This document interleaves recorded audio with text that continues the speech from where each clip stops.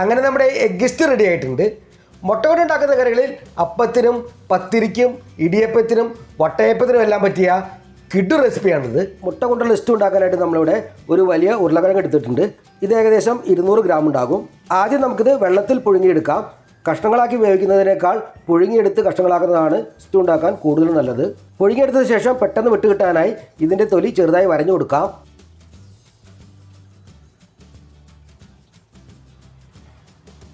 ഉരുളക്കിഴങ്ങ് മുങ്ങിക്കിടക്കാൻ പാകത്തിന് വെള്ളം ഒഴിക്കാം. ആവശ്യത്തിന് ഉപ്പ് ചേർക്കാം. ഞാനിവിടെ 1/2 ടേബിൾ സ്പൂൺ ഉപ്പ് ചേർക്കുന്നുണ്ട്. ഇനി നമുക്കിത് നന്നായി വേവിച്ചെടുക്കാം. ആ സമയത്ത് സ്റ്റൂ ഉണ്ടാക്കാൻ വേണ്ട മറ്റു ചേരുവകൾ തയ്യാറാക്കാം. അതിനായിട്ട് നമ്മളിവിടെ 2 വലിയ സവാള, 5 അല്ലി വെളുത്തുള്ളി, 1 കഷ്ണം ഇഞ്ചി, 2 പച്ചമുളക്, 1.5 കപ്പ് തേങ്ങ ചിരവിയത് എന്നിവ എടുത്തിട്ടുണ്ട്. തേങ്ങ ചിരവിയതിൽ 1 കപ്പ് വെള്ളം ചേർത്ത് 1/4 പാലും വീണ്ടും 2 കപ്പ് വെള്ളം ചേർത്ത് 2/2 പാലും നമുക്ക് പിഴിഞ്ഞെടുക്കാം. ഉള്ളി നീളത്തിൽ അരിഞ്ഞെടുക്കാം. ഇഞ്ചിയും വെളുത്തുള്ളിയും ചതച്ചെടുക്കാം. മുളക് നീളത്തിൽ കീറിയെടുക്കാം. എല്ലാം നമ്മൾ തയ്യാറാക്കി എടുത്തിട്ടുണ്ട്. കൂടാതെ 5 കോഴിമുട്ടയും എടുത്തിട്ടുണ്ട്.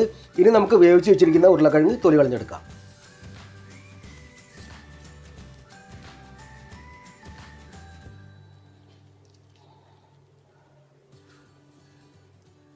ഇനി നമുക്കിത് ചെറിയ കഷ്ണങ്ങളാക്കി മാറ്റാം.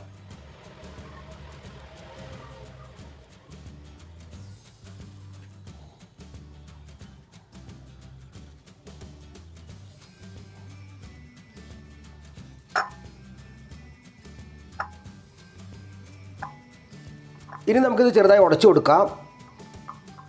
കൂടുതൽ ഉടയ്ക്കേണ്ട ആവശ്യമില്ല, ചെറുതായി ഉടച്ചാൽ മാത്രം മതി. കറിക്ക് ചെറിയ കൊഴുപ്പ് കിട്ടാൻ വേണ്ടിയിട്ടാണ് ഇങ്ങനെ ചെയ്യുന്നത്. ഇനി നമുക്ക് സ്റ്റൂ ഉണ്ടാക്കാൻ തുടങ്ങാം. സ്റ്റൂ ഉണ്ടാക്കാനായിട്ട് നമുക്ക് അധികം കുഴിയില്ലാത്ത മൂടി വെച്ച് വേവിക്കാൻ പറ്റിയ ഒരു പാത്രം ചൂടാക്കി അതിലേക്ക് 2 ടേബിൾ സ്പൂൺ വെളിച്ചെണ്ണ ഒഴിക്കാം. ഇതിലേക്ക് 5 ഏലക്കയുടെ കുരു, 5 കഷ്ണം കറുവപ്പട്ട, 10 കരയാമ്പൂ എന്നിവ ചേർക്കാം. നന്നായി മൂപ്പിച്ചെടുക്കാം. മസാലയെല്ലാം നന്നായി മൂത്ത് വന്നു കഴിഞ്ഞാൽ ഇതിലേക്ക് അരിഞ്ഞു വെച്ചിരിക്കുന്ന ഉള്ളി ചേർക്കാം. ഇതിലേക്ക് 1 ടീസ്പൂൺ ഉപ്പ് ചേർക്കാം. നന്നായി വഴറ്റിയെടുക്കാം. ചെറിയ തീയിൽ മൂടി വെച്ച് വഴറ്റിയാൽ ഉള്ളി പെട്ടെന്ന് വഴന്ന് കിട്ടും. ഉള്ളി ഇടയ്ക്ക് ഇളക്കിയിട്ട് കൊടുക്കണം. ഉള്ളി നന്നായി വഴന്നു വന്നു കഴിഞ്ഞാൽ ഇതിലേക്ക് ഇഞ്ചിയും വെളുത്തുള്ളിയും പച്ചമുളകും ചേർക്കാം. ഇത് നന്നായി വഴറ്റിയെടുക്കാം. എല്ലാം നന്നായി വാടിക്കഴിഞ്ഞാൽ ഇതിലേക്ക് 1/2 ടേബിൾ സ്പൂൺ കുരുമുളക് പൊടി ചേർക്കാം. ചെറുതായി മിക്സ് ചെയ്യാം. കുരുമുളക് പൊടി ചേർത്ത് ഉടനെ തന്നെ ഇതിലേക്ക് 2/2 പാൽ ചേർക്കാം. നന്നായി മിക്സ് ചെയ്യാം. ഇനി നമുക്കിത് ഇടയ്ക്കിടെ ഇളക്കി കൊടുത്ത് തിളപ്പിച്ചെടുക്കാം. തേങ്ങാപ്പാൽ തിളച്ചു തുടങ്ങിയാൽ നമുക്ക് തീ കുറച്ച് വയ്ക്കാം. ഓരോ മുട്ടയായി പൊട്ടിച്ചെടുത്ത് ഒരു ചെറിയ ബൗളിലേക്ക് മാറ്റി ഇതിലേക്ക് ഒഴിച്ചു കൊടുക്കാം. ആദ്യം ഒഴിച്ചതിൽ തൊടാതെ രണ്ടാമത്തത് ഒഴിച്ചു കൊടുക്കാം. ഇങ്ങനെ വിട്ട് എല്ലാ മുട്ടയും ചാറിലേക്ക് ഒഴിക്കാം.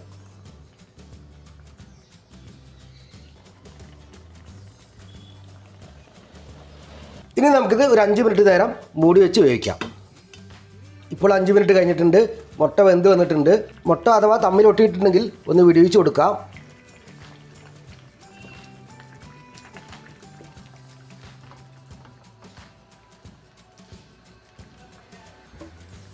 ഈ സമയത്ത് ഇതിലേക്ക് വേവിച്ച് വെച്ചിരിക്കുന്ന ഉരുളക്കിഴങ്ങ് ചേർക്കാം.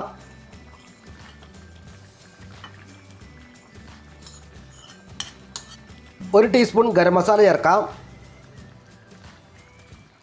1/4 പാൽ ചേർത്ത് കൊടുക്കാം. ചെറുതായി മിക്സ് ചെയ്ത് കൊടുക്കാം. ഈ സമയത്ത് ഉപ്പ് നോക്കിയിട്ട് ആവശ്യമുണ്ടെങ്കിൽ ചേർത്ത് കൊടുക്കണം. ഞാൻ അല്പം ഉപ്പും കൂടി ചേർക്കുന്നുണ്ട്. ഒന്ന് മിക്സ് ചെയ്ത് കൊടുക്കാം. ചെറുതായി തിള വന്ന് തുടങ്ങിയാൽ നമുക്ക് തീ ഓഫ് ചെയ്യാം. മേമ്പൊടിയായിട്ട് കുറച്ച് കുരുമുളക് പൊടി തൂക്കി കൊടുക്കാം.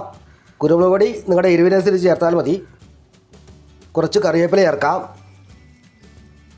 കാണാനുള്ള ഒരു ഭംഗിക്ക് വേണ്ടിയിട്ട് ഞാൻ 2 പച്ചമുളക് കീറി കൂടി ചേർക്കുന്നുണ്ട്. ഇനി നമുക്കിതിലേക്ക് അല്പം അണ്ടിപ്പരിപ്പ് മുന്തിരിയും വറുത്ത് ചേർക്കാം. അതിനായിട്ട് നമുക്കൊരു പാത്രം ചൂടാക്കി അതിലേക്ക് 1-2 ടേബിൾ സ്പൂൺ നെയ്യ് ചേർക്കാം. നെയ്യ് ചൂടായി വന്നാൽ ഇതിലേക്ക് അല്പം അണ്ടിപ്പരിപ്പ് ചേർക്കാം. ഇതൊന്ന് ഫ്രൈ ചെയ്തെടുക്കാം.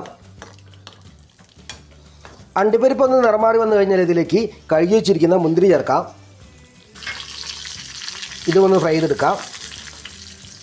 ഇനി നമുക്കിത് നേരെ സ്റ്റൂവിലേക്ക് ചേർത്ത് കൊടുക്കാം. ഈ വീഡിയോ നിങ്ങൾക്ക് ഇഷ്ടമാവുകയാണെങ്കിൽ എല്ലാവരും ഇതൊന്ന് ഷെയർ ചെയ്യണേ. അതേപോലെ നമ്മുടെ ചാനൽ സബ്സ്ക്രൈബ് ചെയ്യാനും ബെൽ ബട്ടൺ അടിച്ചു വിടാനും മറന്നു പോകരുതേ. ഇനി നമുക്കിത് സെർവ് ചെയ്യാം.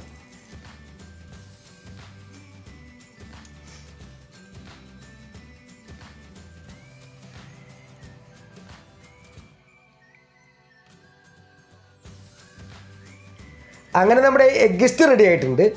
മുട്ട കൊണ്ട് ഉണ്ടാക്കുന്ന കറികളിൽ അപ്പത്തിനും പത്തിരിക്കും ഇടിയപ്പത്തിനും വട്ടയപ്പത്തിനും എല്ലാം പറ്റിയ കിഡു റെസിപ്പിയാണിത്. നിങ്ങളെല്ലാവരും ഇതൊന്ന് ട്രൈ ചെയ്ത് നോക്കണം. എന്നിട്ട് അവരുടെ അഭിപ്രായങ്ങൾ പറയണം. മറ്റൊരു വീഡിയോയുമായിട്ട് ഞാൻ വീണ്ടും വരാം.